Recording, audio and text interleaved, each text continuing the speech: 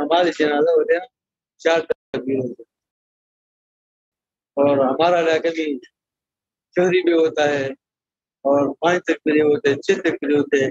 इसका क्या मसला है? वाज़ेह कर लें। वाज़ेह है ये कि प्यारे रसूल, आप सुने इंशाअल्लाह वाज़ेह तौर पर, अल्लाह करे टाइम रहे, नहीं तो बाद में भी बैठ सकते हैं, कोई मुश्किल नहीं। प्यारे रसूल सल्लल्लाहु अलैहि वसल्लम 4 तकबीर कहते थे। पहली तकबीर के बाद सूरह फातिहा, ये भी कहिए हनफी मज़हब में सूरह फातिहा नहीं पढ़ा, वाजिब नहीं है, दुआ है। जहरी भी आप पढ़ नहीं, जहरी भी आप पढ़ सकते हैं, जायज है। और सहाबा आमतौर पर सिर्री पढ़ते थे। सुनाई देता हूँ, मुस्तदरक हाकिम की सही रिवायत है।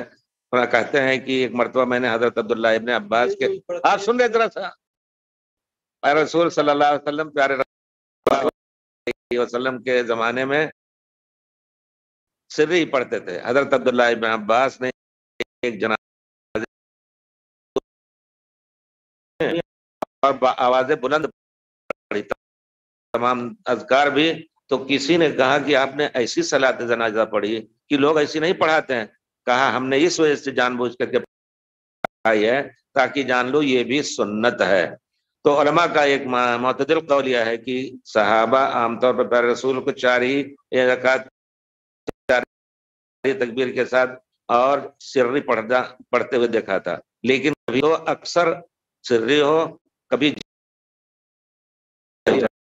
चाहिए, और कोई कहे कि नहीं जहरी जायज नहीं तो गलत है उसका। और कभी आप कह रहे हैं 5 तकबीर, 4 तकबीर, 6 तकबीर, प्यारे रसूल ने शुहदाए उहद पर जो आखिर जमाने में गई थे, आप गए थे तो उनकी कब्र पर आपने जनाजे की नमाज पढ़ी, 8 तकबीरें कहीं। हजरत अली रज़ी अल्लाह तआला अन्हु ने किसी सहाबी जो थे, दरदा या कौन थे, जो बहुत ही मतलब अच्छे सहाबी थे, तो उनकी नेकी की बना पर क्या करेंगे आप, चौथी में आप दुआ पढ़ते हैं ना मैयत के लिए, अल्लाह अकबर 5वीं किया, फिर दुआ कर पढ़ें, और फिर तीसरी, चौथी, 5वीं, 6वीं जितना भी करेंगे मैयत के लिए मजीद दुआ। ये है, आप इसकी तत्वील इस तरह कर सकते हैं, सुन्नत से साबित है, हमारे सहाबा के से।